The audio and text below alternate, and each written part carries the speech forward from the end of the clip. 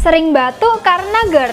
Ciri-ciri batuk dari GERD umumnya berupa batuk kering yang seringkali muncul saat penderitanya akan tidur atau memerlukan fokus saat beraktivitas. Ini dia beberapa cara yang dapat dilakukan untuk mengatasi gejala batuk karena GERD. Yang pertama, memperbanyak minum air putih. Yang kedua, minum air jahe.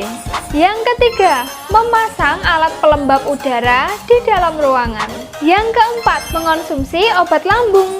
Phasma membantu asam lambung, MAH dan GERD tidak kambuh lagi.